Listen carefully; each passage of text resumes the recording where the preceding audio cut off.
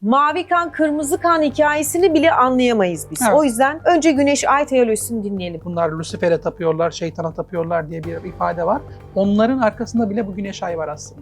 Baba, oğul ve bunlardan doğan kutsal çocuğun ilk üçlemesini çok muhtemelen Göbeklitepe'de görüyoruz. Göreceksiniz dedim, bir gün Göbeklitepe'de ya büyük hilaller çıkacak sembol olarak ya da yuvarlak daireler çıkacak. Güneşçiler kadından hoşlanmaz. Mesela Evet. Katolik kilisesinde evlilik yasaktır. Pedofili hikayeleri falan bunlardan kaynaklı olarak çıkmaktadır. Aa, Ama bakın çok önemli. Epstein olayını anlamak istiyorsanız bunların hepsinin birbirine nasıl kuyruklarının bağlı olduğunu çözmeniz gerekiyor. Bu güneş tarafı kendini bu dünyadan görmüyor. Dünya inanılmaz bir dönüşüm çağında. Ben 20 yıl sonra, 30 yıl sonra bu dünyanın olmayacağını inanan, buna göre yaşayan şu anda bir insan. 12'ye 1 dakika var. Her şey bitmek üzere ve biz habire birbirimizi yiyoruz. Bir gün dünya bölündüğü zaman o bayrak birini temsil edecek ve biz rahatsız olacağız işte.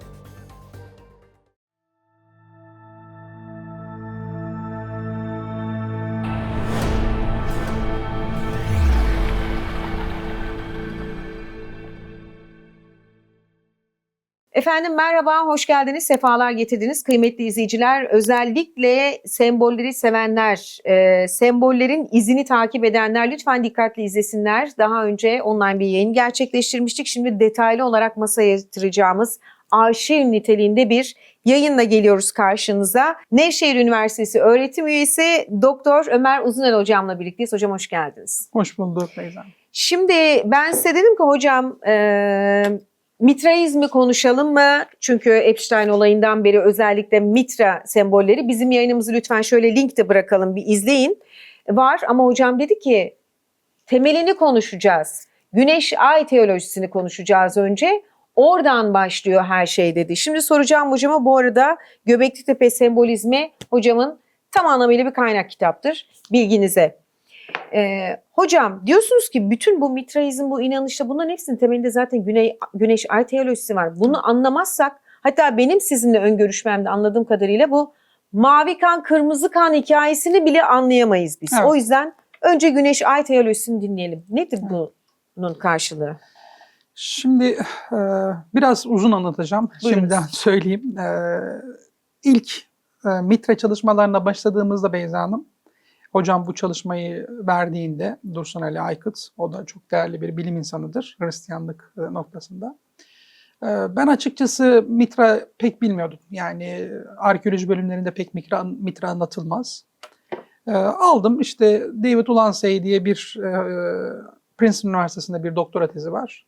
Onu aldım, inceledim ve dedim ki yani ben bu teze hiçbir şey yazamam. Ya çünkü her şeyi açıklamış Mitra ile ilgili. Öyle görünüyor en azından başlangıçta. Derli toplu bir çalışma olur diye çalışmaya başladık. Biz yola çıktık.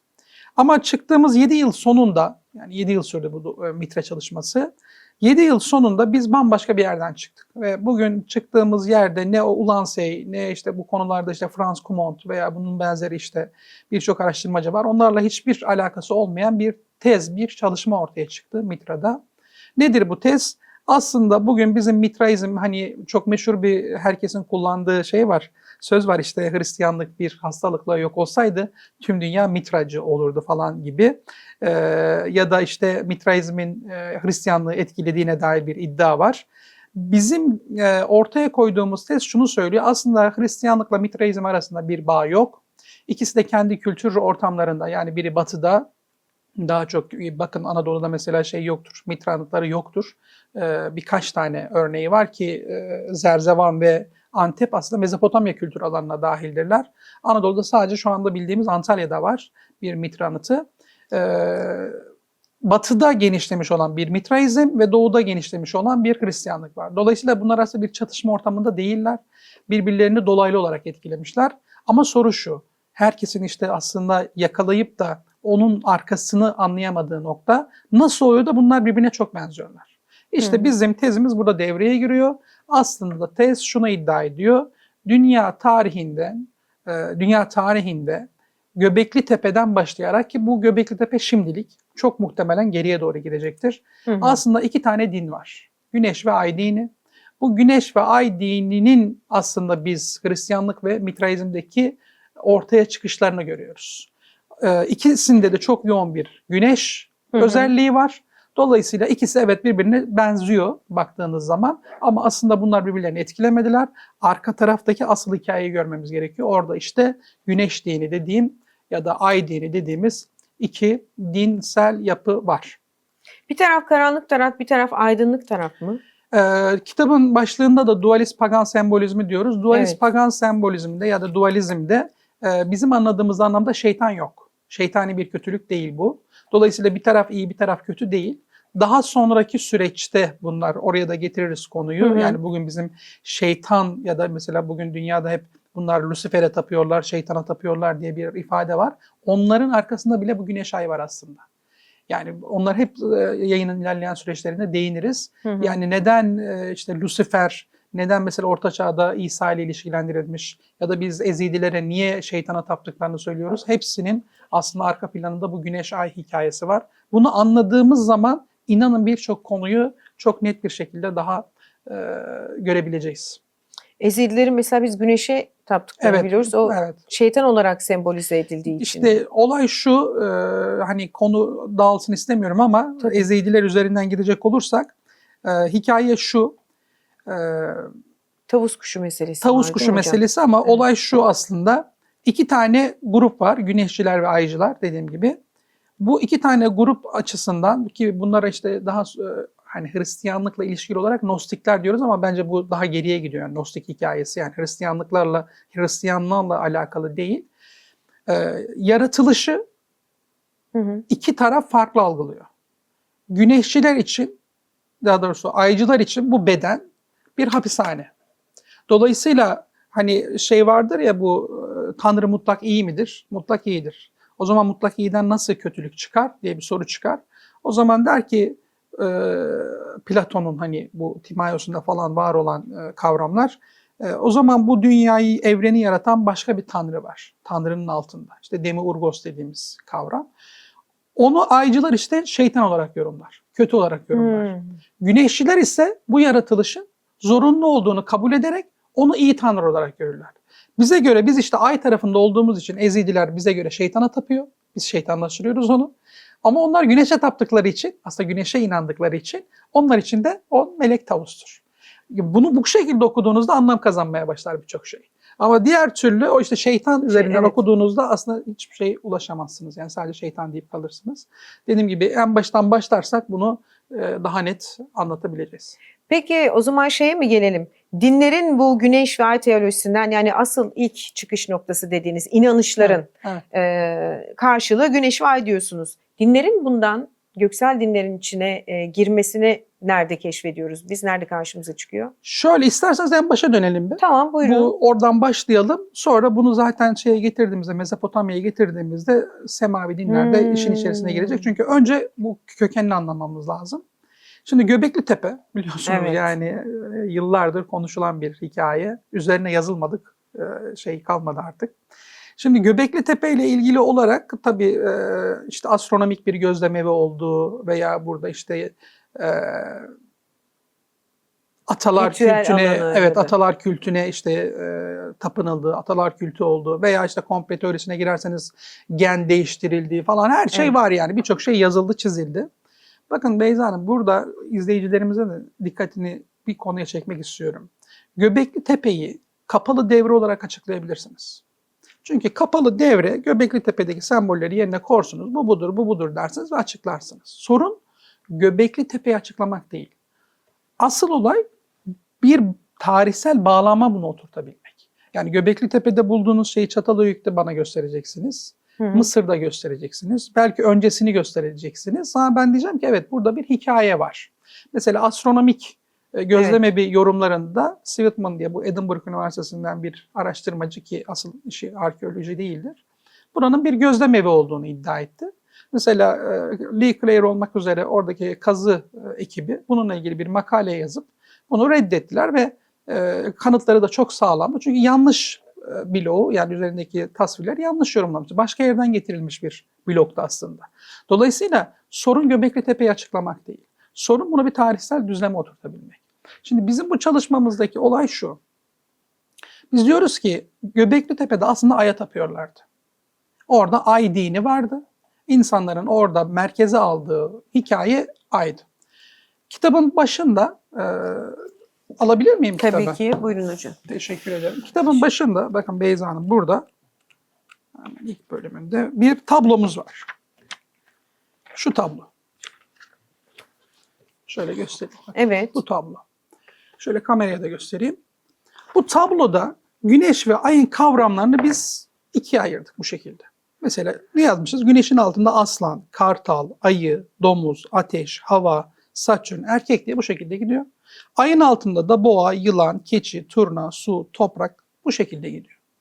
Bunun üzerinden biz değerlendiriyoruz. Yani bu tabloya sadık kalıyoruz. Yani rastlantısal olarak ya bu burada var işte bununla öyle değil. Diyoruz ki bakın burada ay ile ilişkili semboller var. Şimdi baktığınız zaman ay demek bir kere şunu anlamamız gerekiyor. Ay dininin temel özelliği. Mutlaka iki tane tanrı olması gerekiyor. Biri Ay'le temsil edilecek, diğeri Venüs'ü temsil edilecek. Ha, tek tanrılı değil. Değil. İki Tamam. tane tanrısının olması gerekiyor. Ay tanrısı erkeği temsil eder. Diğeri Venüs kadın tanrıçayı temsil eder. Şimdi Göbekli Tepe'ye baktığımız zaman biz neyi görüyoruz Beyza Hanım? Bütün yapıların ortasında iki tane dikme var. Evet. Ve hepsinden daha büyük. Yani çevresindekilerden daha büyük olarak yapılmış dikmeler var. Bakın iki taneyi bir kere orada görüyoruz. İkincisi 18 nolu dikme üzerinde D yapısı ya da D tapınağı olarak ifade edeceğimiz yapı içerisinde 18 nolu dikmenin üzerinde hemen en üst kısmında bir ay sembolü var. Ki bunu Klaus Schmidt de merhum ay olarak yorumlamış. Onun üstünde de bir daire sembolü var. Bu daire sembolünü Klaus Schmidt güneş olarak yorumlamış. Yani diyor ki burada aya ve güneşe hani bir gönderme olabilir diye bir iddiası vardı. İşte biz burada farklılaşıyoruz. Biz diyoruz ki bu daire aslında Venüs gezegenini temsil ediyordu. Ve ortasında da bir onun çukurluk vardır. Bir delik gibi bir alan var. Orada da aslında çok muhtemelen zamanında bir taş vardı. Obsidyen olması ihtimali çok yüksek. Siyah bir taş vardı. Evet. O da anne karnındaki çocuğu temsil ediyor. Yani biz tarihte ilk defa daha sonrasında işte biz Isis, Osiris ve Horus'ta göreceğimiz veya diğer işte Demeter'de, Kübele'de veya İştar'da göreceğimiz baba, oğul ve bunlardan doğan kutsal çocuğun ilk üçlemesini çok muhtemelen Göbekli Tepe'de görüyoruz. Böyle bir hikaye. Evet. Peki başka kanıtımız ne? Burada ay tapınımı olduğuna Evet. göre ki aslında ben yeni ulaştım. Maalesef akademide bu bilgiler yok. Yani bunlara akademide ulaşamazsınız şu Sizin aşamada. araştırmalarınız. Tabii. Hı hı. Ludwig Morenz diye bir Alman araştırmacı da dil bilimci. O şey üzerinden 18 nolu dikme üzerindeki semboller üzerinden 2009'daki yayınında Göbekli Tepe'de yani o figürün, o ortadaki dikmenin aslında ay tanrısını temsil ettiğini söylemiş. Ama o sadece orada kalmış. Yani o sembol üzerinden hareket etmiş. Bizim burada çalışmanın farklılaştığı nokta şu. Diğer hemen yanında 31 nolu dikme var. 18 nolu dikmenin yanında. 31 nolu dikmenin üzerinde ise bir boğa başı var. Evet. Ve boğanın alnında bir üçgen var. Bakın Beyza Hanım. Bu üçgen maalesef yani kimse buna değinmemiş şu ana kadar. En azından benim ulaştığım veriler onu gösteriyor. Boğanın boynuzları hilali temsil ediyor. Tamam. Üçgen ise kadını temsil ediyor. Çünkü üçgen Paleolitik dönemden beri kadının en önemli sembolüdür. Şu ana kadar da aynı şekilde devam etmiştir. Üçgen sembolizmi. Hilal ve üçgen az önce bahsettiğim gibi işte Venüs gezegenini temsil ediyor. Ve ilginç olan şey şu. Yaklaşık olarak 7000 yıl sonra Mısır'da Apis Boğası'nın alnında biz aynı üçgenle karşılaşıyoruz. Bakın 7000 yıl sonra Apis Boğası'nın alnında hatta Herodot diyor ki o kadar diyor kılı kırk yarardır ki Mısırlı rahipler bu diyor alnındaki üçgen olmadan diyor işte seçmezlerdi Apis Boğazı'nı. İşte dilinin altında da işte bir skarabe tasvir olması gerekiyor. Sonra biz Hitit'te Hurri ve Serri adlı boğalar vardır. Fırtına tanrısının arabasını çeken. Onların alnına da biz yine aynı şekilde üçgen görürüz. Fazla uzatmayayım lafı. Ta ki nereye kadar biliyor musunuz? Ama 7000 yıl yani Evet. nasıl oluyor da değil mi? 7000 Evet. yıl sonra aynı sembol. Daha da karşımıza çarpıcı çıkıyor. ben de size bir şey söyleyeyim. Tabii ki burası biraz başka bir yere akar konu ama Alevi türküsünde diyor ki Ali'nin alnında Zühre yıldızı. Bakın Ali'nin alnında Zühre yıldızı. Ali bu durumda Ali'nin alnında Zühre yıldızı olduğunda boğanın kendisi oluyor. Bakın Zühre yıldızı da eşi Fatma oluyor. Bu durumda biz neyle karşılaşıyoruz? Aslında Hazreti Ali ki burada şunu belirtmek istiyorum. Yayın boyunca değineceğiz. Hazreti İsa ile ilgili çalışmalarda, araştırmalarda 2 tane İsa araştırması vardır. Biri Zafer Hoca'nın, işte benim hocam Dursun Ali Aykıt'ın araştırma alanına giren tarihsel İsa çalışmaları. Bu başka bir boyutudur işin. Bizim çalışmalarımız da inancın İsa'sı. Dolayısıyla inancın İsa'sı dediğiniz kavram tümüyle mitolojiktir. Tümüyle pagan esintiler taşır. Aynı şey Ali için de geçerlidir. Bir inancın Ali'si vardır, bir de tarihsel İsa var. Ali vardır. Biz bugün tarihsel Ali'yi konuşmuyoruz, inancın Ali'sini konuşuyoruz. Ve buna dair delil aradığınızda, yani Ali'nin boğayla ve yıldızla olan ilişkisine dair delil aradığınızda Nusayrilerle karşılaşıyorsunuz. Arap Alevileri olan Nusayriler, mesela Hafız Esad, Beşer Esad Nusayri'ydi. 2 tane temel şey var, grup var, topluluk var. Birinin adı Haydariler, diğerinin adı Kleziler. Birbirlerinin arasındaki fark şu: Klezilere göre Ali aydadır, Haydarilere göre Ali güneştedir. Bakın yine güneş ve ayın üzerine oturtuyorsunuz her şeyi. İnanılmaz bir yine şey. karşımıza çıkıyor. Evet. Çok Dolayısıyla böyle bir durum var. Bir başka şey de şu, yine konumuzla bağlantılı olarak, ay tanrılarının ve daha sonrasında da bizim kış güneşi dediğimiz güneş tanrılarında da bu olacak, leopar derisiyle bir ilişkisi var. Nasıl? Şöyle, 18 nolu dikme ve 31 nolu dikme üzerinde, yani ortadaki 2 dikmenin hemen bel çevresinde bir şey var, hayvan postu var. Bu hayvan postunun tilki olduğu düşünülüyor ama bence o muhtemelen leopar postuydu. Ama tilki de olsa fark etmez. Klaus Schmidt bunun kıyafet olduğunu söylemiş eserinde. Ancak biz bunun kıyafet olmadığını, tamamıyla ritüelle alakalı, tamamıyla dinle alakalı olduğunu iddia ettik. Bakın burada çok ilginç bir şey var. Lütfen herkes buraya dikkat çekmek istiyorum. Arkeolojide kazma vurmadan hiçbir şey söyleyemezsiniz. Arkeoloji, bakın siz lise hayatınız boyunca biyoloji, kimya, fizik, değil mi? Tarih, coğrafya, birçok bilimi görebilirsiniz. Ama arkeoloji öyle bir bilim değil. Arkeoloji sadece üniversitede görebilirsiniz. Onun haricinde göremezsiniz. Dolayısıyla arkeolojinin kendine ait teknikleri vardır, yöntemleri vardır. Bu teknik ve yöntemleri bilmeden de Göbeklitepe hakkında konuştuğunuz zaman biraz iş başka yerlere gider işte. Yani orayı bilmeniz gerekiyor. Ve az önce de bahsettiğim gibi kazma vurmadan pek fazla şeyde bulunamazsınız. Görmeniz mi lazım? Evet, hani onu? görmemiz gerekiyor. Göbeklitepe'de ben yayınlarımda, kendi YouTube kanalımda yayınlarımda da söylemiştim. Göreceksiniz dedim, bir gün Göbeklitepe'de ya büyük hilaller çıkacak sembol olarak, ya da yuvarlak daireler çıkacak. Devasa daireler çıkacak. Bunlar Tanrı'nın sembolü demiştim. Bir de bu leopar derisiyle ilişkili olarak leopar derisinin aslında burada bunun kıyafet olmadığını ve tamamıyla ay diniyle ilişkili olduğunu iddia etmiştim. Ve inanılmaz bir şekilde, gerçekten hani böyle çok şaşırtıcı oldu ama tezin ne kadar doğru yolda olduğunu kanıtladı. Karahantepe'de 2 yıl önce bir anıt bulundu, hatırlarsınız. Yanında çıplak bir erkek heykeli vardı. Onun hemen yanında kocaman, devasa bir daire şeklinde bir şey var. Taş var. O taş orada olması demek, bakın Beyza Hanım, bizim açımızdan şu: Karahantepe'deki insanlar ona tapıyorlarmış. Yani Tanrıçanın ya da Tanrı'nın ya da neyse artık onun sembolüymüş. O sembol aslında işte bu çalışmaya göre Göbeklitepe 18 nolu dikmedeki daireyi temsil ediyor. Yani Venüs'ü temsil ediyor. Yani evet, tez kendisini kanıtlamış oluyor. Bir başkası da dedim ya, 18 nolu dikmenin üzerinde kıyafet olarak yorumlanmış. Yine Karahantepe, şimdi Sayburç'tan da çıktı bir benzeri. Sekilerin kenarına leopar derileri işlenmiş. Bakın, kıyafet değil artık. Çünkü bir insanın üzerinde falan değil. Sekilerin kenarlarına işlenmiş. Demek ki bu bunun bir ritüel anlamı olduğuna işaret ediyor. Yani bu insanlar leopar derisini bu tapınakların orasına burasına yerleştirerek aslında kendi o inançlarıyla alakalı bir işlev görüyor yani. Yani leoparın yani o hayvanın kendisiyle ilgili mi bir ritüelden bahsediyoruz? Neden şöyle, hayvanın kendisiyle ilişkili değil ya da en azından orayı bilmiyoruz. Sadece şunu biliyoruz. Bu dönemde ritüel gerçekleştirilirken üzerlerine leopar derisi giyiyorlar. Nereden biliyoruz bunu? Çatalhöyük'ten biliyoruz. Hmm. Çatalhöyük'ün çok meşhur bir boğa avı sahnesi vardır. Çatalhöyük'te biz neyi biliyoruz? Çatalhöyük'te artık insanlar şeyi yapabiliyorlar, kıyafet yapabiliyorlar. Evet. Yani bir dokuma bilgisi var. Ama o boğa avlama sahnesinin üzerinde leopar derileri vardır. Ve Çatalhöyük'ten elimize geçen bir ana tanrıça tasviri üzerinde yanında leoparı var, omuzunda da leopar derisi var. Ve biz yine bunu tarihsel süreç içerisinde izlediğimizde aynı leopar derisiyle Mısır'da Osiris'te karşılaşırız. Osiris bir ay tanrısıdır. Bakın. Ay tanrısıyım, evet. Hindistan'da Shiva'da karşılaşırız. Shiva bir ay tanrısıdır. Leopar mı vardı? Tabii leopar derisiyle tasvir edilir.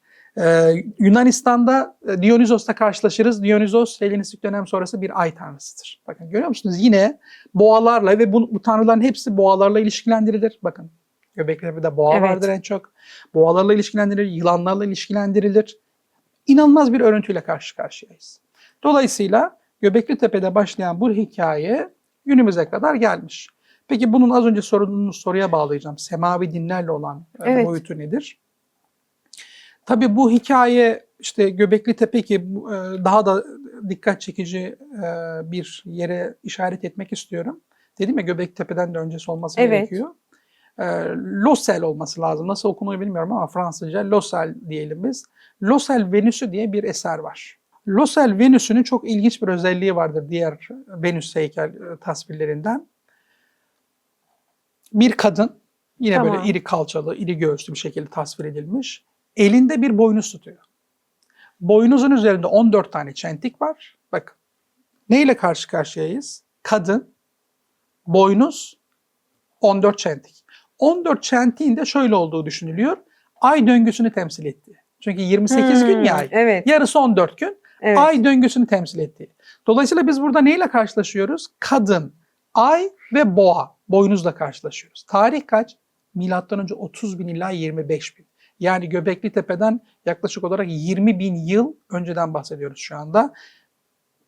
Kadınla ay arasında bir ilişki kurulmuş ve buna boynuz, boğa bağlantısı sağlanmış.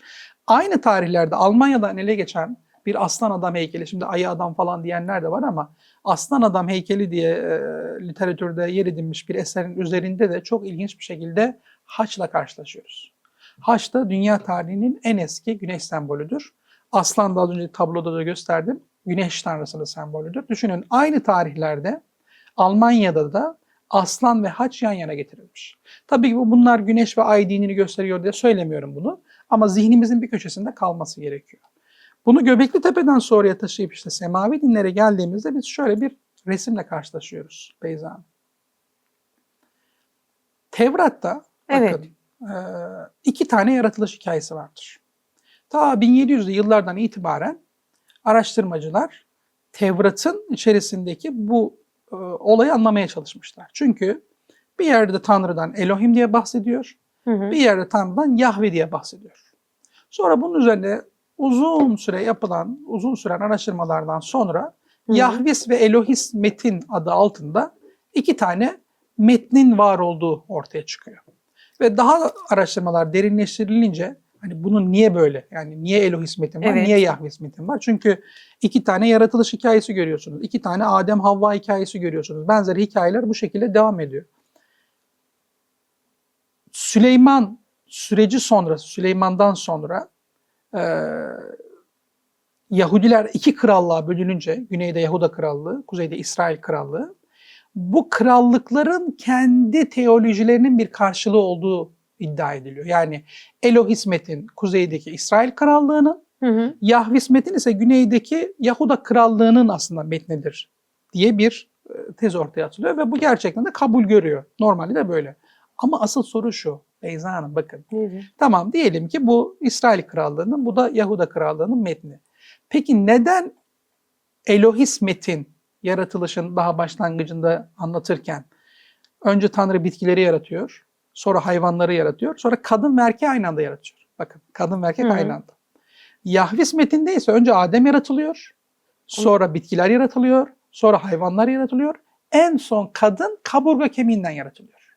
Şimdi soru şu, neden bunu yaptı? Bunu itekleyen, bunu arka tarafta nasıl diyeyim, ortaya koyan güç neydi? Yani sonuçta bunu siz uydurmuyorsunuz. İşte burada Güneş ve Ay devreye giriyor. Aa, Evet.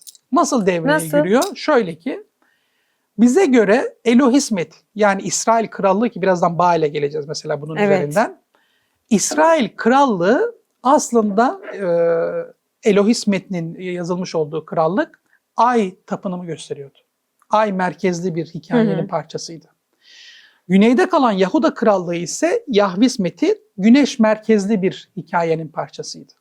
O yüzden siz az önce dedim ya Ay dininin en önemli özelliği 2 tane tanrısının olması. evet. Kadın ve erkek olması gerekiyor. Yani bu bir zorunluluk yani. Hilal ve yıldızla temsil ediliyor sembolik olarak da. Mezopotamya'dan ben size onlarca örnek getiririm bununla ilgili. Bizim bayrağımızdaki hilal ve yıldız. Evet, aynı. O oradan geliyor aslında. Evet. Aslında başka bir konuya ben başlık attığımı fark edip ondan sustum. Farkındayım yani. Dolayısıyla Elohismet'in de yani İsrail Krallığı'nda biz ay tapınımını görüyoruz. Peki Elohim ne demek? Elohim tanrılar demek. Bakın. Çoğul. Çoğul. Ve bunu şu ana kadar kimse açıklayamamış biliyor musunuz? Yani niye çoğul? Çünkü Tevrat'ın içerisinde biz Eloha'yla da karşılaşıyoruz. Eloha diyebiliyorlar. Bu insanlar monoteist ise niye tanrılarına Elohim desinler ki? Gerçekte bir açıklama bulamadığımız için ya öyle bir hani kullanım var deyip geçiyoruz. Saygı falan gibisinden bazı iddialar da var. Neyse. Ama bu tez diyor ki hayır orada aya tapıyorlardı. O yüzden 2 tane zaten tanrıları vardı baktığınız zaman teolojik olarak. Buradan hareketle aslında Elohim diyorlar ki Musa'nın Mısır'dan çıkış hikayesinde Musa Tur Dağı'na çıkar hani geri döndüğünde buzağı yapılmıştır. İşte bizim kaynaklarımıza göre bu Samiri'dir. Tevrat'a göre Harun hani bunun şeyindedir. Orada çok ilginç bir ifade var. Diyor ki Tevrat'ın kendisinde sizi Mısır'dan çıkaran tanrılarınız bunlardır diyor. Çoğul kullanıyor. Bunu Tevrat'ta mı görüyoruz? Tabii. Fiili çoğul kullanıyor. Çoğul çekim yapıyor orada. Dolayısıyla ama Yahudiler hani monoteist olduğu için biz onu tek diye çeviriyoruz. Evet. Tanrınız budur diye çeviriyoruz. Ama orijinal metne baktığınız zaman çoğul. Çoğul. Evet çoğul. Çünkü neden? Şundan dolayı çok muhtemelen. Mısır'da biz Narmer paleti vardır. Bunu da ben veririm size gösterirsiniz. Tamam. Narmer paleti Mısır'ın en erken eserlerinden biridir Beyza Hanım. Narmer paletinin konusu Kral Narmer'in Kuzey ve Güney Mısır'ı birleştirmesini anlatır. Kendisi Kuzey Mısır'ın kralıdır. Güney Mısır'a gider, burayı ele geçirir. Bunun anlatıldığı bir hikayedir. Eserin en üstünde 2 tane büyükbaş hayvanın tasviri vardır. Hangi hayvanlar? İkisine ya boğa diyebilirsiniz, ya inek diyebilirsiniz, ya da boğa ve inek diyebilirsiniz. Şimdi biz bunu Mısır dini üzerinden okuduğumuzda karşımıza birkaç tane hayvan çıkıyor, tanrı çıkıyor. Bunlardan biri mesela Hathor'dur. O buzağının Hathor olduğunu mesela iddia eden mesela Yasin Meral Hoca vardır. Bununla ilgili bir Samiri'nin Buzağısı diye eseri var. Tavsiye ederim. Çok güzel bir eser. Orada mesela Hathor boğasına mesela bir gönderme yapar. Apis boğasına keza yine gönderme yapar.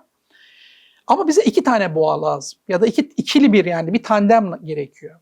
Biz Mısır'da bu kadar yoğun bir şekilde tapınım gören ki şimdi buradan da ismini analım. Bülent Şahin Erdeğer var. Çok sevgili. Onun mesela Osiris Üzeyir şeyi vardır. Tezi var şu anda ki ben de kesinlikle katılıyorum o teze. Osiris'in olması gerekiyor. Osiris de Isis'siz olmuyor. Osiris demek Isis'le mecbur beraber olmak zorunda. O yüzden Dişil ve eril. evet dişil ve eril. Evet. O yüzden işte Mısır'dan çıkarken sizin Mısır'dan çıkan tanrılarınız bunlardır diyor. Çünkü Osiris ve Isis muhtemelen bunlar zaten. Yani Tevrat anlatısında. Evet. Bunu Kur'an bunu tekil kullanır. Orijinalinde belki öyleydi onu bilmiyorum ama Tevrat'ın yazıldığı bağlama baktığınız zaman ki Kur'an'a da getiririz. Orada da çok ilginç bir durum var. Güneş ayla alakalı olarak. Asıl hikaye ayda. Yani ay olmasında. Güneşin olma durumunda ise bakın güneş teolojisinin bazı çok rigid kavramları var. Ve bugün biz bu dünyada bunları konuşuyoruz. Mesela nedir bu rigid kavramlar? Güneşçiler ilk olarak mülkiyetsizliği savunuyorlar. Yani bugün dünyada mülkiyetsizlik konuşuluyor. Mülkiyetsizlik, evet. Mülkiyetsizlik çok belirleyici güneşçiler arasında. Çünkü güneşçiler bir kardeşlik örgütü şeklinde davranıyorlar. Ve mesela meşhur buradan hani oraya da bir gönderme yapalım. Kral Arthur ve yuvarlak masa şövalyeleri var değil mi? Evet. Neden yuvarlak masadır? Çünkü yuvarlak masanın başı olmaz. Herkes eşittir masada. Ha, Çünkü o yüzden. güneşçilerde böyle bir yapı var yani. Mesela bunu FETÖ'ye bile bağlayabilirsiniz. Mitracıların arasında mesela bizim hani şey açısından söyleyeyim. Astsubay generale emir verebilir. Bak aynı FETÖ'de de vardır bu. Astsubay Az üst general. ilişkisi Tabii. yok. As üst Eşit. ilişkisi inisiye olmakla alakalı. Ha. Kim önce inisiye olmuşsa bu sistemin içerisine o daha üste gelir yani mitraizmde. Dolayısıyla bu çok derin bir hikaye yani. Birincisi mülkiyetsizlik kavramı. İkincisi et yemeye karşı mesafeliler. Özellikle kırmızı et yemiyorlar. Mesela bugün mitracıların işte boğa kurban ettiği, işte yediği şekilde Evet. falan. Oluk oluk böyle Şu ana kan kadar hiçbir aktı. mitra anıtında böyle bir şeye rastlanmadı. Gerçek anlamda ki hatta çok ilginç bir şekilde inanılmaz derecede fazla sayıda tavuk, kanatlı hayvan kemiği bulundu arkeolojik olarak. Dolayısıyla Mitra'nın kurban ettiği o boğa aslında kozmogonik bir kurban. Yani gerçekten mitracıların yaptığı değil, sadece onların anlatılarında var olan bir kurbana benziyor ki şeylerin çoğu... Ama fiili olarak kurban etmediklerini anlıyoruz. Evet, etmediklerini anlıyoruz. Çünkü anıtların çoğuna kurban sokma şansınız yok. Çok küçük anıtlar. Yerler çok küçük. Yani. Mesela Antalya'ya yolunuz zaten oralısınız. Hı hı. Perge'nin hemen arka tarafında bir mitrayum var. Yani derinliği 2 metre 3 metre falan. Yani oraya bir Sizin Antalya'daki Mitra Tapınağı dediğiniz orası mı? tabii Perge'de. Perge'de ve onun önünde şey de çıktı. Tavroktoni sahnesi, boğa kesim sahnesi de çıktığı için kesinlikle bir mitrayum yani orası. 2-3 metrelik bir derinliği var. Orada siz yani bir boğayı sokamazsınız oraya yani. Anlatabiliyor muyum? Dolayısıyla mitracılar boğa kurban etmiyorlar. Ya da elimizde şu ana kadar öyle bir mevcutta veri yok. Çünkü et yemeye karşı, özellikle kırmızı et yemeye karşı bir mesafeleri var güneşçilerin. Böyle bir durumları var. Bir başka özellikleri alkol almıyorlar. Sadece törenlerde mesela kullanabilirler bu alkol durumunu. Onun haricinde alkol durumu da yok. Bir dördüncü durum da çok ilginç o da. İnsanlar bazen bana yazıyorlar özelden. Ya hocam çok ağır konuşuyorsunuz. Ben konuşmuyorum. Ben elde ettiğim bir veriyi paylaşıyorum sizinle. Bu her zaman söylüyorum bir eşim bir de kızım var. Hı hı. Yani iyi ki varsınız diyorum kadınlara. Yani başımızın tacısınız yani. Güneşler kadından hoşlanmıyorlar. Hatta nefret ediyorlar diye bilirim yani. Sadece erkek mi var? Evet erkek var. Çünkü mitracılara baktığınız zaman sadece erkekler var. Nasıl çoğalacaklar? İşte oraya takılmayın. Şimdi burada en büyük yapılan hata şu. Peki nasıl çoğalacaklar? Evet sorusu geliyor. Şimdi burada da bir başka durum ortaya çıkıyor Beyza Hanım. İsterseniz Kur'an-ı Kerim'e de biraz gireyim buradan. Ne dersiniz? Şöyle ki, şimdi bana gelen eleştirilerden ya da işte özelden mesaj atanlar işte bir şekilde sistemin açığını arıyorlar. Yani bu güneş, ayın işte oradan buradan ya hocam siz böyle dediniz ama bakın bu tutmuyor falan gibisinden açıklar arıyor. Ben de her zaman diyorum ki bakın arkadaşlar açık aramayın, ben zaten açıkları biliyorum. Neden? Çünkü gözden kaçırdığınız nokta şu, bu bir insan yapımı. Tabii ki açık olacak. Tabii ki saçmalamalar olacak. Tabii ki hatalar olacak. Anlatabiliyor muyum? Şimdi burada Kur'an-ı Kerim'in çok özel bir durumu var. Neden? Bakın Beyza Hanım, ben bir doktora tezi yazdım. Hı hı. Einstein da bir doktora tezi yazdı, değil mi? İşte Newton da yazdı. Dünya kadar insan da doktora tezi. Aziz Sancar da doktora tezi. Hepimiz doktora tezi yazdık. Dünyada, bakın, sadece bunun üzerine düşünün. Hani hemen şey yapmayın lütfen. Karşıt bir argüman geliştirmeyin. Sadece üzerine düşünün. Dünyada bu kitapta çelişki yoktur diyen tek bir kitap var. O da Kur'an. Onun haricinde hiçbir kitap bu iddiayı söylemiyor. Evet. Hani var ya işte Sümer'den Tevrat'tan İncil'i, ya böyle bu bir gelenek, evet böyle bir gelenek var. O yüzden orada onları görüyorsun. Ama bu gelenek burada olsaydı, yani bunu gerçekten peygamberin kendisi yazmış olsaydı bu cümle orada olmazdı. Anlatabiliyor muyum? Evet. Bu kitapta çelişki yoktur diyor. Ya bu inanılmaz bir iddia. Bakın inanılmaz bir iddia. Dolayısıyla bunu tekrar konumuza dönecek olursak bu insanların tabii ki yaptıklarına çelişki olacak. Yani kadından nefret ediyorsun ama nasıl çoğalacaksın? Oraya takılmayalım. Ona takılmamak böyle gerekiyor. lazım. Tabii oraya takılmayacağız. Hı hı. Onlar kendi teolojik görüşlerinde, ki onu da birazdan anlatırım neden böyle olduğuna dair. Dolayısıyla kadından nefret ediyorlar. Peki nereden biliyoruz hocam hani bunu şey olarak? Pistis Sophia diye apokrif bir metin var. Beyza Hanım. Bu metinin içerisinde Magdalena Meryem İsa'ya diyor ki Petrus'tan korkuyorum diyor. Bu Katolik Kilisesi'nin Evet. kurucusu olan Petrus'tan korkuyorum diyor. O da diyor neden korkuyorsun? Cevaben diyor ki çünkü o bizim soyumuzdan nefret ediyor diyor. Bak çok ilginç. Şimdi diyeceksiniz ki konumuzla ne alakası var? Yani kadın soyundan nefret Evet, ediyor değil mi? evet. Hı hı. Konumuzla ne alakası var? Biz Petrus'u konuşuyoruz, güneş diyorsunuz falan. Hani konu konuyu açıyor, biliyorum çok dağılıyor gibi ama aslında bunların hepsi birbiriyle ilişkili. Ulaştığımız sonuç şunu gösteriyor. Dinlerin içerisinde bu güneş ay var ya, Evet. bir de güneş kendi içerisinde ikiye ayrılıyor. Nasıl ikiye ayrılıyor? Bir çocuk güneş var ya da genç güneş var. Bir de yaşlı güneş var. Hmm. Çocuk güneş 25 Aralık tarihinde doğuyor. Yani bugün Noel dediğimiz bayramda Evet. doğan ve bu yazı getiren güneştir. Çocuk ya da genç şeklinde gösterilir. Evet. Mesela buradan sevgili izleyicilere Foundation dizisi var. Şey vermeyeyim, isim vermeyeyim. Platform Yani dizi ismi vermeyeyim. malum dizi platformunda Evet, herhalde. Tamam. Yok bu şeyde Değil mi? elmanın olduğunda. Ha. Elma'da bir Tamam. Foundation diye dizi var. Bu dizide izlesinler. Bir çocuk güneş var, bir genç güneş var, bir de yaşlı güneş var. İsimleri de bu şekilde zaten. Bakın isimleri ne kadar bu şekilde. Çünkü bunu biliyor bu adamlar. Biz bilmediğimiz için boş izliyoruz yani. Mesela John'un Apokrifi diye bir kitap vardır. Orada mesela vizyonda şöyle der. Vizyon görür ve der ki önce bir çocuk şeklinde, sonra yaşlı şeklinde, aynen bu şekilde geçer. Bir İsa'nın şeyi vardır, tasviri vardır orada. Dolayısıyla güneş dinlerinde iki güneş vardır. Mesela Mısır'da bir yaşlı Horus vardır, bir çocuk Horus vardır. Burada Petrus'a nasıl bağlıyoruz? Vaftizci Yahya ile Petrus ilginç bir şekilde bir kış güneş. Hmm. Kış güneş. Nereden ne alaka diyeceksiniz? 25 Aralık olan İsa'nın doğum gününe karşılık 25 Haziran'dır Vaftizci Yahya'nın yortusu. Doğum günü. Bakın. Ve Yuhanna İncil'i 3.30'da yanlış hatırlamıyorsam Vaftizci Yahya şöyle der.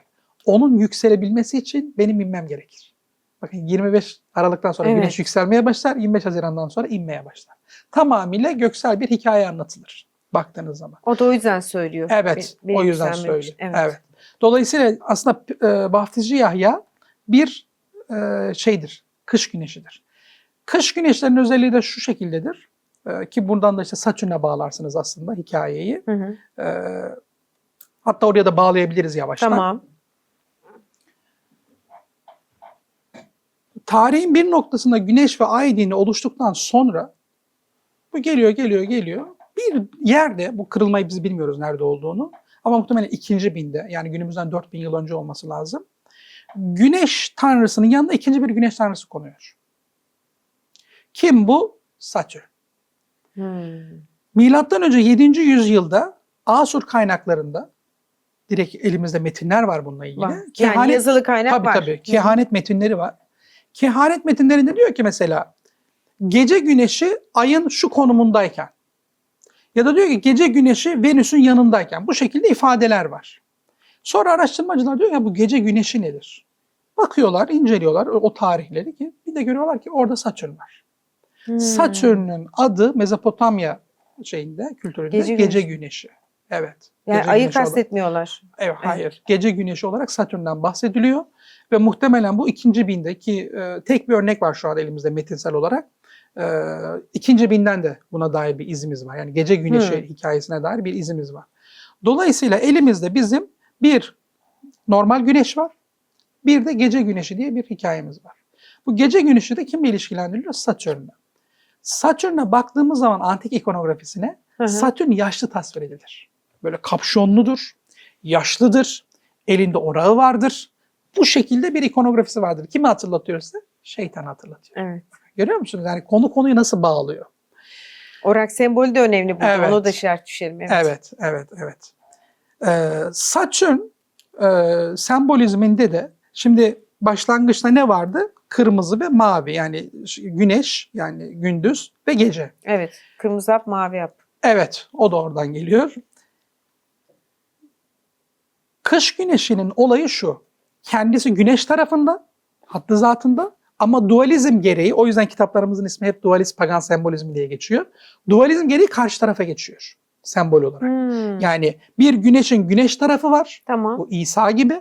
Bir de güneşin ay tarafı var. Çünkü sonradan çıktığı için şey sembolizmini kullanıyor. Ay sembolizmini kendine alıyor. O yüzden siz mesela Aion mozaiği vardır. Size ilk yayında göndermiştim. Bunda da gösteririz. Orada mesela Satürn'ü sembolize eden kapşonlu figür güneşin karşısındadır ama sırtını aya da dönmüştür. Hani ne orada ne o ne taraf? burada. Evet, yani şey olarak, fikirsel olarak güneş tarafındadır ama sembolik olarak ay tarafındadır ki mesela yine İncil'de biz vaftizci Yahya'nın şöyle bir şeyini biliriz, ifadeyi biliyoruz. Vaftizci Yahya'nın üzerinde diyor deve kılından kıyafeti, yediği de çekirgeyle yaban balığıydı der metin. Ama Ravenna'da San Apollinare Kilisesi'nde, vaftizhanesinde vaftizci Yahya'nın üzerinde leopar derisi vardır. Yine leopar Evet, karşımıza yine çıkıyor. leopar derisi vardır. Çünkü niye? Güneşin ay tarafını temsil ettiği için üzerine leopar derisi giydirirler vaftizci Yahya'nın. Ve vaftizci Yahya böyle kıllı, işte böyle şey görünür. Aslında Gılgamış'taki Enkidu'dur o. Ta oradan gelir kökenleri de. Tabii ki Enkidu ile alakalıdır. Daha sonra bunu siz Yaratılış kitabının 25. bölüm 25. Pesah'ında Esav olarak görürsünüz mesela. Esav'da doğduğunda ne der metin? Kıllı, tüylü ve kırmızıydı der. Bakın oraya Evet, onun işte aynısı. onun nedeni aslında tamamen güneş teolojisi işte.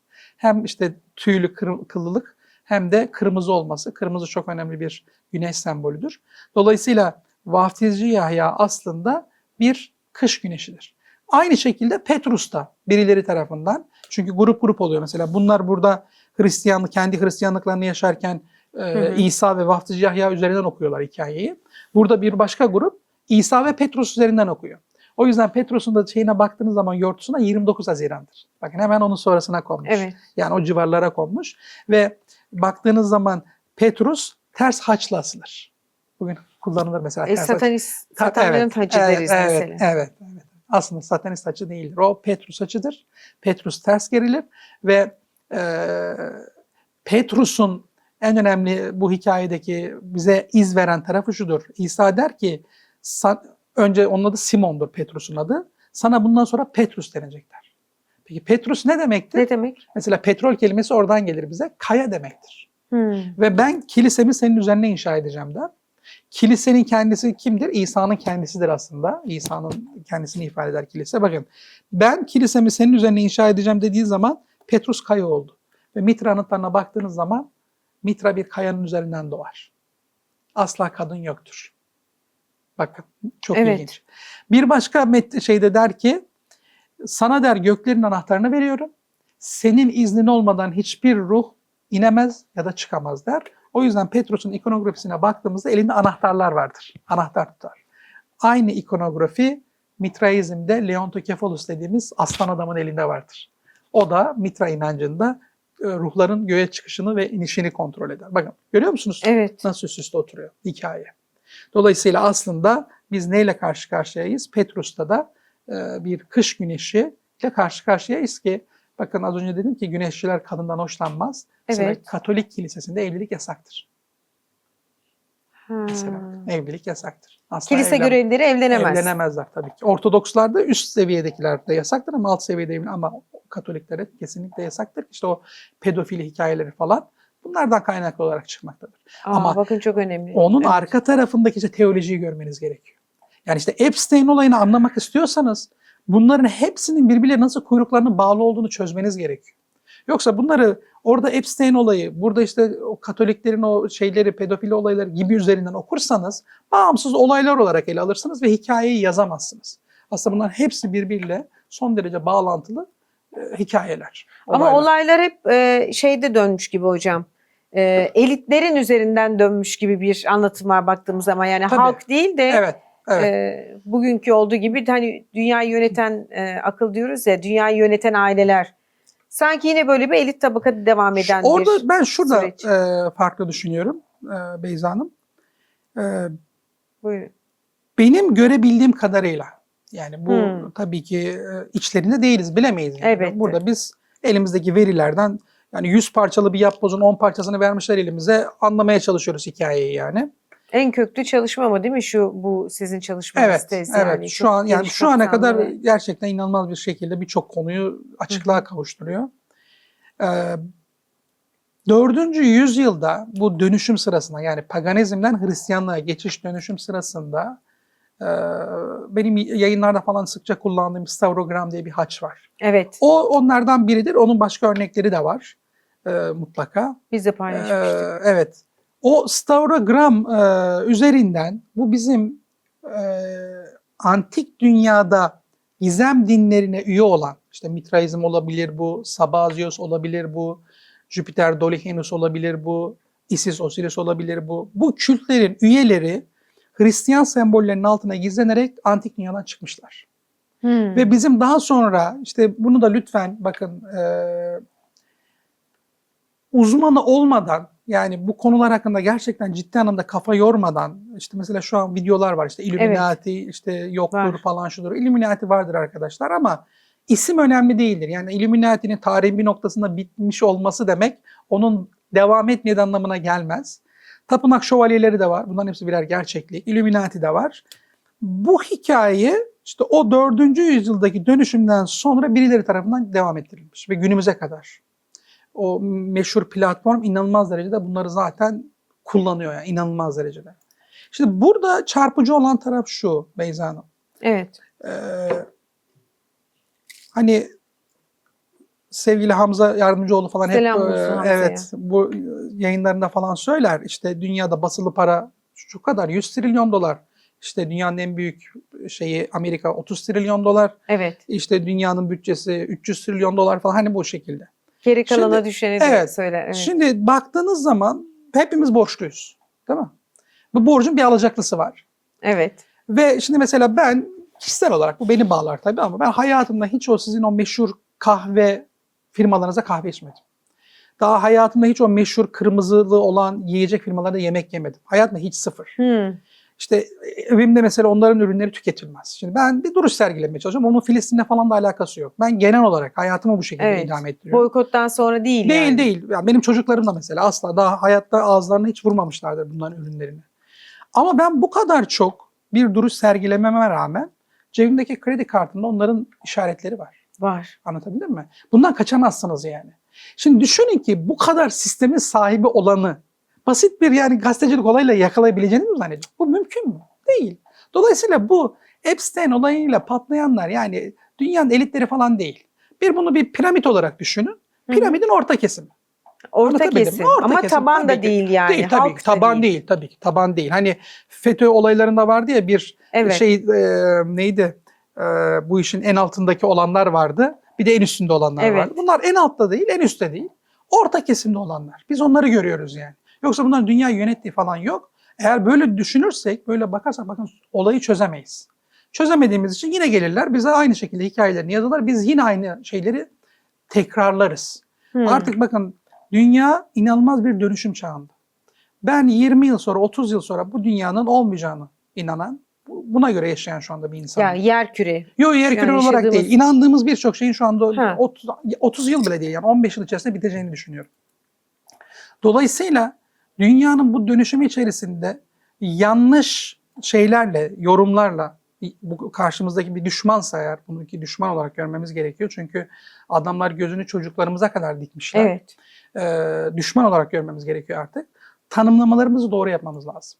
Yoksa diğer türlü Epstein'i sabaha kadar konuşuruz, ne kadar sapıklarmış deriz, şöyle deriz, böyle deriz. Sonuç, elimizde bir şey elde ediyor muyuz? Hayır, hiçbir şey elde etmiyoruz. Lanetler yağdırmak, Evet, görüntülerini yani paylaşmak. hani devletler şey yapıyor, kınama yayınlıyor. Bizimki de ona benziyor yani. Elimizden hiçbir şey gelmiyor. Ama biz eğer düşmanı doğru tanımlar, doğru bir şekilde görür, ona göre hareket edersek ki burada mesela bana çok sorulan bir soruyu sizin aracılığınızla tekrardan cevaplamak isterim. Buyurunuz. O da şu, şimdi bana şey diyorlar, ya hocam tamam çok güzel çözmüşsün sembolleri de böyle yazıyorlar. Büyük resmi görmüşsün büyük hocam. resmi görmüşsün de benim ne işime yarayacak bu? Bunlar ne? Bana işte meşhur bu platformlardaki sembollerden. Ya da bunları niye kullanıyorlar diye soruyorlar. Bunu ben kendime çok sordum. Çünkü o platformlardaki sembolizmi ilk defa bizim yayınlarımızda gün yüzüne çıkarttık. Yani bu şu demek değil. İşte oradaki bir Davut Yıldız'ı veya ben onlardan bahsetmiyorum. Onlar çok klişe konular. Evet. Ki mesela Aleyna Tilki falan işte göz işareti yapıyor. tek göz işareti falan. Vay efendim Illuminati falan. Yani biz Evet. bunu yaptığımız zaman zaten işte olayı bulandırıyoruz aslında. Çok muhtemelen menajerleri diyor ki bu işareti yap konuşulursun diyor. Konuşturuluyorlar. Yani Aleyna Tilki'nin ya da benzerinin Illuminati ile falan ne işi olur? Yani bu sulandırdığımız zaman konuyu anlayamıyoruz maalesef Beyza Hanım. Dolayısıyla hikayeyi doğru yazmak için doğru şekilde konumlanmamız gerekiyor. Buradan hareketle platformlardaki sembollerin anlamı niye böyle kullanılıyor? Şimdi bir video var YouTube'da, bir şey var, araştırmacı var. E, Konu insan beyni nasıl manipüle edilir? İki Evet. tane reklamcıyı alıyorlar, kendilerine ait bir şey yaptıracaklar. Çizim yaptıracaklar. Bunları alıyorlar işte otellerinden, şirketlerine kadar götürüyorlar. Yolda Tamam. da işte otobüsler falan geçiliyor. Sonra diyorlar ki bizim şöyle böyle bir şeyimiz var, projemiz var. Buna bir logo çizin. Bunlar oturuyorlar 2 saat üzerine tartışıyorlar, bir logo çiziyorlar. Sonra geri geliyor. Diyor ki ne yaptınız diyor, çizdik diyor. Tamam diyor, siz göstermeyin diyor. Ben önce bizim yaptığımızı göstermek istiyorum başta size. Bir çıkartıyor neredeyse aynısı. Aa, Adamlar şok oluyor. Nasıl olur? Biz bunu burada çizdik falan böyle bir şey oluyor diyor. Sakin olun. Biz sizinle aslında bir şey yaptık. Deney yaptık. Anlatacağım diyor. Olay şu. Bu otelden çıkıp evet. iş yerine gidene kadar yolda her yere sembol koymuşlar. İşaretler koymuşlar. Mesela orada bando takımı var. Bando takımın üzerinde ayılar Hayır. var. İşte duvarlarda bir şeyler var. Her otobüslerin üzerinde bir şey. Her yer. Anlatabildim mi? Zihinleri hazırlamışlar. Evet. Şimdi mevcut platformlar, özellikle de en meşhuru, hiç durmadan aynı sembolü kötülüyor. Mesela ben buradan herkese sormak istiyorum. Rebel Moon diye bir dizi, 2 bölümlük film var. Evet. O filmi izleyin lütfen. Filmde tek göz kötü gösteriliyor. Şimdi o zaman bana bunu açıklamanız gerekiyor. Eğer dünyayı tek göz yönetiyor ise niye kendini kötü gösteriyor? Evet. Normalde severler yani. Anlatabildim Çizgi mi? filmlere de Evet. koyarlar. Şeylerin üzerinde mesela orada keman çalan sanatçılar var. Kafalarında böyle bir şey var. Üzerinde tek göz var. Ve kötüler bunlar. Kötü olarak gösterilmişler. Ve daha da ilginç bir şey söyleyeyim mi size Buyurun. yayınınız aracılığıyla? Bayrak, orada bir tane bayrak gibi bir şey var. Flama var. İşte askeri iniyor şeye. Kötü olan taraf. Bayrağa yakın çekim yapıyor Beyza Hanım. Özel olarak. Böyle bayrağa geliyorsunuz, yakın çekim görüyorsunuz. Tamam. Bayrak bir şey. Çatala benziyor diyeyim ben size. Zaten görürler şeyde, yayında. Aynı sembol nerede var biliyor musunuz? İnanılmaz. Hem de aynı şekilde. Yanında da böyle 2 tane noktası falan var. Anıtkabir'in zemininde. Aa. Evet. Anıtkabir'in zemininde hem de böyle 8 tane yerleştirilmiş. Neresi? Nerede? Aynısı. İçeride. İçeride, evet. İçeride. Hem de aynı şekilde. Bakın ve çok ilginç, siyah ve beyaz fonlama üzerinden yapılmış. Siyah beyaz çok önemli bir semboldür. Masonik sembol. Masonik sembol. Evet. O Evet. karo zemin, siyah beyaz Evet. mesela kliplerde falan her Evet. yerde çıkar Evet. karşımıza. Anıtkabir'deki de aynısıdır. Bakın yani bunlar dediğim gibi her yere sızılmış. Hani bundan Allah gani gani rahmet eylesin. 100 yıl önce kendisinden çok büyük insan Mustafa Kemal Atatürk hani ülkenin bir fiil her yeri işgal edilmiş diyor ya. Evet. Bırakın ülkeyi, dünya işgal edilmiş. Zihinler işgal edilmiş. Yani şimdi birileri çıkacak vay efendim Anıtkabir'de ya burayı boş verelim artık geçelim yani. Ben doğru söylüyorum yanlış söylüyorum konusu değil bu yani. Gidersiniz araştırırsınız. Bakın benim burada kitabımda her şey yazıyor. Buna göre değerlendirirsiniz. Çıkarsınız dersiniz ki burada yanlış bu şekilde söylersiniz ama sorun bu değil ki. Diyorum ya sorun artık Sorun ne? 11.59'da saat şu an. 12'ye 1 dakika var. Hı. Her şey bitmek üzere ve biz habire birbirimizi yiyoruz. Evet. Ama bu sistem zaten bu hale Evet. getiriyor. Günlük Evet. kaygılarla, gelecek Evet. kaygısıyla, tasalarla filan Evet. geçirmemizi zemin hazırlıyor. Şeye dönecek olursam da niye bunları yaptığı konusuna orası da yarım kalmasın. Hep belli bir sembolü kötü gösteriyor. Mesela nedir bu? Karşı taraf ya uzaylı Evet. ya robot ya da belli tipte o meşhur Matrix filminin Ajan Smith'i gibi belli tipte insanlardır. Yani baktığınız zaman bu 100 kişi arasından farklı diyebileceğiniz tipleri Evet. kullanıyorlar. Karşısında böyle kesin bütün milletler topluluğu gibi yani herkes bir aradadır. Kesin bir kız ve oğlan vardır. Bak ay tarafı kız ve oğlan vardır. Kesin bir alkol sahnesi vardır filmde falan. Karşı tarafta ise kadın böyle ya itilir kakılır ya da kadın hiç yoktur. O şekilde gösterilir. Ve bunların uzaylı ya da robot gösterilmesinin muhtemel nedeni de yayının başında söylediğiniz mavi kan kırmızı kan hikayesi. Çünkü benim ulaşabildiğim veriler itibariyle görebildiğim hikayede bu güneş tarafı kendini bu dünyadan görmüyor. Yani başka bir bu gezegen değil, uzaylıya gitmesin hikaye.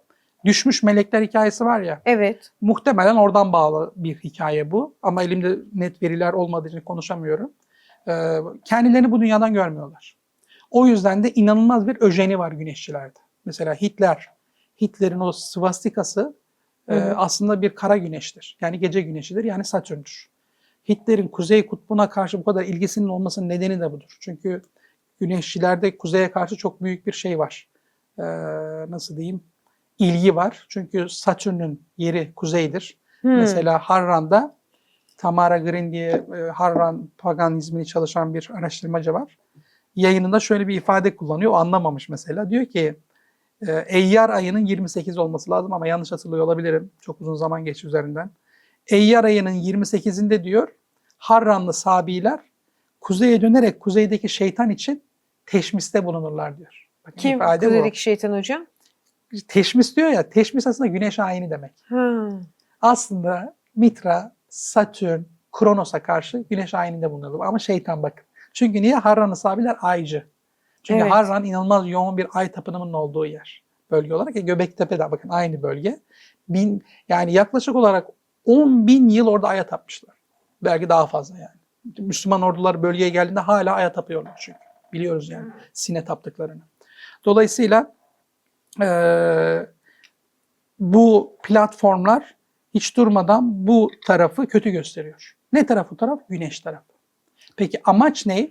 Amaç zannımca şu. Ben en azından öyle okuyorum şu anda.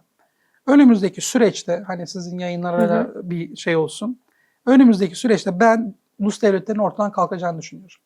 Bu çok kısa bir sürede olacak. Mülkiyetsizleşmeyle beraber. Evet. Ve dünyada birkaç tane güç odağının olacağını düşünüyorum. Mesela Amerika kıtasının tümüyle Amerika'nın eline geçeceğini. Yani o Kanada, Grönland olaylarını falan ben hep bunun üzerinden okuyorum. Tüm bölge Amerika olacak. Mesela işte örnek veriyorum, tüm Asya Çin'in eline geçecek. Yani böyle bu şekilde güç odakları olacak. Onun sınırlar değişecek. Evet, sınırlar değişecek. Belki onun içerisinde biz eyalet gibi işte ulus devletler eyalet şeyinde olabilir. İşte bu noktada zihinlerimiz bir şeye hazır olacak. Ne hocam? Şuna Beyza Hanım. Mesela şöyle bir şey oluyor hayatımızda, hepimizin başına gelir. Bir ortama giriyorsunuz. İlk defa gördüğünüz bir insan size çok sıcak geliyor. Evet. Diyorsunuz ki ne kadar sıcak. Ya da bir ortama giriyorsunuz. İlk defa gördüğünüz bir insandan böyle ya bir şey oluyor. Bir enerjisizlik oluyor değil mi? Bunun nedeni ne? Çok muhtemelen bana göre şu. Bize biyolojik olarak verilmiş bir bilgi var. Mesela civcivler doğduğu anda kartalın o şeyini gördüğünde, gölgesini gördüğünde kaçışmaya başlıyorlar değil mi? Evet. Biliyor o bilgiyi. İşte bize biyolojik olarak bir bilgi verilmiş. Hangisi bize zarar verir, hangisi vermez ya da iyi gelir, onun bilgisi geliyor. Dolayısıyla çok muhtemelen bizim iyi gördüğümüz o kişi ya da kötü bizi rahatsız eden kişi bizim neslimizdeki birine zarar vermiş biri ya da iyiliği dokunmuş biri. Onun bilgisi bize geliyor aslında. Anlatabildim mi? Evet. Mesela 200 yıl önceki atanıza sizin o kişi kötülük yapmış. Onun bilgisi sizde. İşte bu platformlar da bana göre zihnimize bu resimleri yerleştiriyorlar. Bilinçaltı düzeyde oluyor. Bilinç düzeyinde zaten yapamazsınız bunu. Bilinçaltına hiç durmadan kırmızı kötü, kartal kötü. Bunu işte anlatabildim mi? Bir gün dünya bölündüğü zaman o bayrak birini temsil edecek. Ve biz rahatsız olacağız işte. Mesela örnek veriyorum, İngiltere diyelim ya da Çin diyelim. O bayrakla çıkacak işte. Bayrağı kırmızı olacak, üzerinde kartal olacak. Ve biz rahatsızlık duyacağız anlam vermeden. Diyeceğiz ki ya burada bir şey var ya, biz bundan olmayalım, beraber olmayalım. Anlatabildim mi demek istediğimi? Çünkü bu bilinçaltımıza mı kodlanmış işler? Evet, bilinçaltına kodlanıyor. Ve hiç yani diyorum ya bunu fark edemezsiniz. Çünkü benim kendi Instagram sayfamda bir şey var, video var. Ben o videoyu çok severim. Cemil İpekçi'nin bir videosu. Evet, son en üstte duruyor sizin sayfanızda o. Sevilla'ya gittiğinde işte bir eve giriyor. Evin dönmelere ait olduğunu sadece sembollerden anlıyor. Oradaki bir hocamız da diyor ki Davut Yıldızı mı? O diyor ki ya Davut Yıldızı hani işin zurnanın artık son deliği olduğu yer yani. Dolayısıyla hani iş tek göz ya da işte efendim Davut Yıldızı falan değil. Arka tarafta çok derin bir sembolizm var. O sembolizm üzerinden hareket ediyorlar. Ve onu sizin görme şansınız yok. Mümkün değil yani. Çok arka tarafta çünkü o. Mesela Cemil İpekçi nasıl anlıyor bunu? Ona işte az önce bahsettiğim o hikayeyi getirenler ona babası anlatmış. Ha. Kendisi söylüyor Evet. zaten. Babana diyor, babam anlattı bunu diyor. Bakın anlatabildim mi? Bunların hepsi benim haklılığım. O yüzden işte en başta o video. Benim haklılığımı gösteriyor. Neden? Evet, birileri var. Bu sembolizme hakimler Evet. ve yüzlerce yıldır taşıyorlar bunu. Bakın yüzlerce yıldır. Mesela bugün Balkanlarda Pavlikanlar vardır meşhur. İşte bizim Divriği'den çıkarlar. Hı hı. Ta şeye kadar, İspanya'nın kuzeyine kadar giderler. Balkanlarda Steçki denen anıtlar vardır. Bunlar Bogomillerle ilişkilendirilir. Yani Pavlikanlarla dolaylı olarak. Üzerlerinde güneş ay vardır. Orada da karşımıza Evet, çıkıyor. güneş ay vardır. Ve benim stavrogramın aynısı bir üçgenin üzerinde, yine bir steçkinin üzerinde var. İnanılmaz bir şekilde her yere girmişler. Mesela Pavlikanlara, Katarlara ve Bogomillere değişik değişik şeylerde görebiliriz ama genel şey şudur mesela. Evlilik yoktur. Evlilik karşıtıdırlar. Et yemiyorlar. Et yemezler. Evet. Anlatamam. Mülkiyetsizdirler. Bakın gördünüz mü? Yine aynı hikayeyle karşılaşıyoruz. Bu kuralları yani bu sistemi kim değiştirmeye çalışıyorsa o zaman onlar güneşçi diye mi biz algılamalıyız? Evet. Evet. Evet. Yani şu an dünyada bunlar konuşuluyor ise, bugün cinsiyetsizlik konuşuluyor ise bunun arkasında güneşçiler var diyebilirsiniz. Bunun da nedeni ne? Bunun da nedeni şu. Oraya da tekrar geri dönelim. Evet. Tevrat'ta Adem'in yaratılış hikayesinde hani Adem yaratılıyor sonra Havva yaratılıyor diyoruz ya. Biz oradaki Adem'i erkek olarak görüyoruz. Hı. Ama Yahudi kabalasında oradaki Adem çift cinsiyetlidir. Erdişi denir buna. Evet. Androjindir yani. Ya da hermafrodit diyebileceğimiz çift cinsiyetlidir. Niye öyle Çünkü anlatılıyor? şundan dolayı yine Satürn'e dönüyoruz burada. Satürn, Beyza Hanım, altın krallığın tanrısıdır. Yöneticisidir. Altın krallığı. Bugün herkesin beklediği Mehdi nedir? Bakın Mehdi'nin gelişinden sonra ne olacak dünyada? Kıyamet. Yok. Önce altın çağ başlayacak. Kurt kuzuya yan bakmayacak, hiç kimse aç kalmayacak. Bakın aslında ne anlatıyor? Cenneti anlatıyor. Ha, savaşlar bitecek her Evet. şey. Bakın Mehdi geldikten sonra altın çağ başlayacak. Evet. Aynısı işte geçmişte Kronos'tur aslında. Aynısı Satürn'dür. Tamam? Ve Mehdi kavramı, Mesih kavramı tamamıyla güneş teolojisiyle alakalıdır. Çünkü zamanın sonunda gelecek bir kurtarıcı vardır. Evet. Bu kurtarıcıyla beraber altın çağ başlayacaktır. İşte şu an bu gidilen altın çağda bu anlattığımız karşı tarafın hikayesinde şu var. Diyor ki altın çağda erkek ve dişilik yoktur. Herkes androjindir. Çünkü iki cinsi bir arada tuttuğunuz zaman mükemmelsinizdir. Evet. Ayrıldığınız zaman artık ne? Eksiksinizdir. Altın çağda her şey mükemmel olacağına göre insanın da mükemmel olması gerekir. Anlatabildim mi? Evet. Dolayısıyla şu anki cinsiyetsizliğin arka tarafında o kadar derin bir felsefe var ki siz bunu hani sadece efendim çocuklarımızı elimizden almaya çalışıyor falan diye okursanız hiçbir şey okumuş olmazsınız. Bunun arka tarafında çok derin bir hikaye var ve tümüyle bu güneş teolojisi dediğimiz teolojinin aslında ürünlerinin olduğunu biz Bütün görüyoruz. sistemi komple kazıyıp değiştirmeye çalışıyorlar. Tabii ki, tabii ki. Ve bunu da başaracaklar gibi görünüyor. Çünkü dediğim gibi biz daha karşımızdakinin ne olduğunu bilmiyoruz. Biz kafayı mesela Siyonizmle bozmuşuz. Evangelizmle Kraliyet bozmuşuz. ailesi işte onlar da Evet, onlarla açıklama bozmuşuz. yaptılar bir ara. Evet. Sistemin sahibi asla dışarı çıkmıyor. Çünkü sistemin sahibi şunu görmüş. Diyor ki tarih boyunca kim işte hani vardır ya biz iki şey tanırız. Bir yönetici tanırız, işte belediye başkanı falan tanırız. Ya işte ben aklı verdim falan diye öne çıkarız. Biz bunu severiz mesela. Onlar asla çıkmıyorlar. Kralları Yok, yönetiyorlar ama asla. Niye? Çünkü dışarıda kellesi gideceğini biliyor. Niye çıksın?